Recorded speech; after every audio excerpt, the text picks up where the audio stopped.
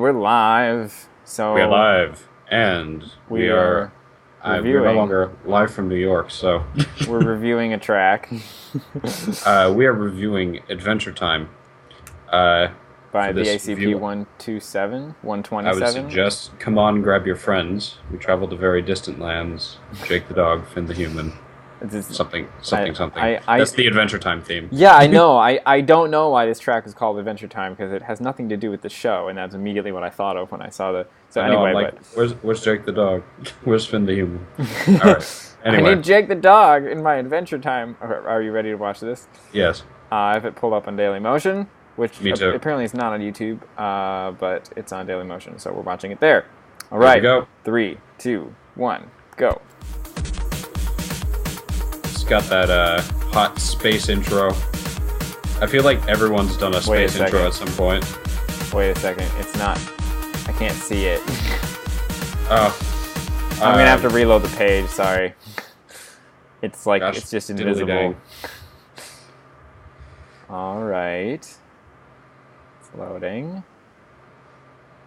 I should also mention that this has 30 views, which is almost 3 times as much as the average Dailymotion video. It's still loading. There we go. All right. The video seems to have loaded this time. You ready? Yep. All right. 3, 2, 1, go. Space intro. There we are. Now I see the space intro. Although it says now presents, as if it would be presenting another time. That time being Adventure Time, of course. I mean, that's usually used as like a segue. Like, here's a thing, and now AC was, or whoever AC was here. All right, here we go. It's a very, loose style where he'll just sort of gradually transition to the next thing, whatever it is. Like, it doesn't have that, snappy quality that a lot of quirks normally have, where it's just like bing, boom, bam, and whatever is immediately happening is happening. So it has this very, I would say, smooth feel.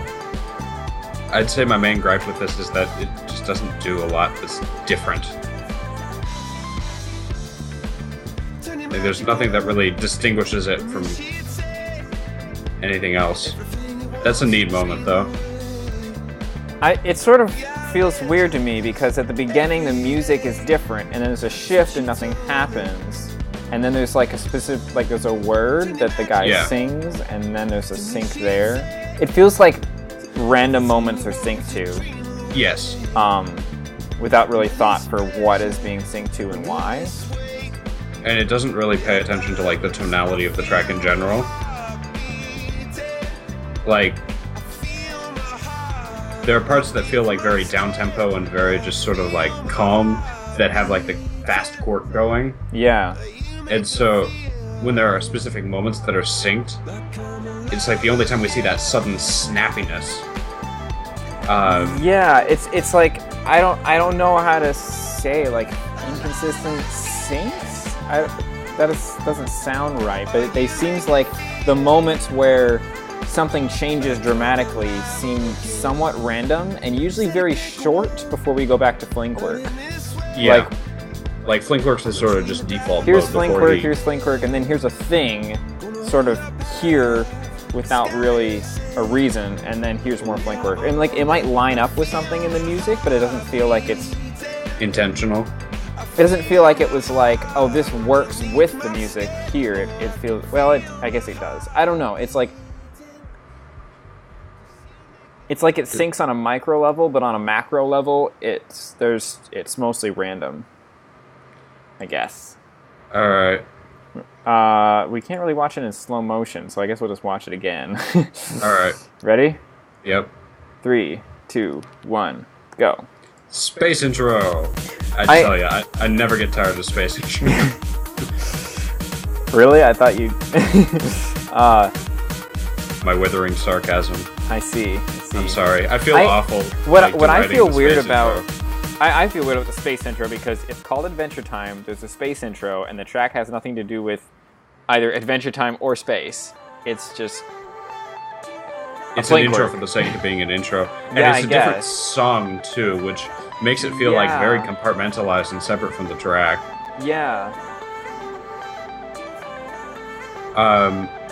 It feels like, I don't know, I'm not getting a complete presentation. I'm getting, here's an intro, here's a track. The track sometimes lines up with the song, but mostly it's the flink work. And then there's also the random, like there's that... Contact juggling, yeah. There's a random moment of contact juggling there. There's this random integration moment. Each happens about a second. And then there's this cramule moment here. So there's 3 moments. So there's contact juggling, integration, cramule, and so far the rest is all flink work. And then there's this cramule moment, you. so there's another cramule moment. So now we've had 4 moments, but none of them have any similarity to each other, or the music, or anything else in the track. And the flink work itself doesn't sync up to anything. Yeah. So, it's a hodgepodge of different things, and he's okay at executing those things, but they don't work tonally with the piece as a whole. Yeah, like, well, I mean, there's nothing that looks bad in this track. Yeah. That's definitely something positive I can say about it, is that, like, nothing in this track feels like it, kills the flow, or, like, feels like it drops the ball on engagement, or it, like, suddenly does something that just looks sloppy. Like, none of it looks... And again, cramule moments aside, it has a very interesting, like, smooth quality to it, where he's constantly transitioning from one thing to the next without any, like, snap, like you often see in... There's almost never any airtime in the whole thing. Yeah. And I think that's a lot of experimenting with, I think that's a lot of him experimenting with technicality and contact points. Yeah. And I feel like this is something that, again, it's something we don't see a lot into, and it's just, it's experimenting, but it's on a level we can't see. Not experimenting with moments necessarily, but with technicality, with transitions, and he's starting to get that down, but he hasn't integrated those into any cohesive picture yet. Yeah. So I think that I also, I mean, I've said this before, but the sort of the default way of making tracks in Line Rider Advanced is going frame by frame, making gravity well every frame or every other frame, and like it's now like using LRA, it's now very easy to make just a single evolving fling for the entire track, and we've seen countless tracks made in LRA where that's the whole thing. It's just one continuous evolving fling. Right. I mean, it's like, it's a baby step, but what was it?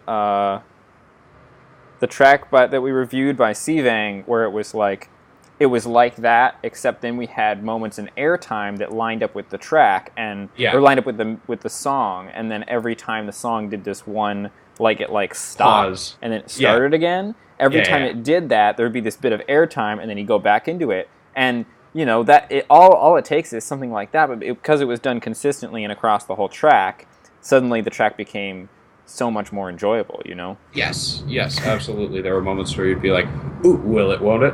How does it get out of this situation? There's this sudden moment of pause, this tension and release that isn't there when there's a constant music going, just like right,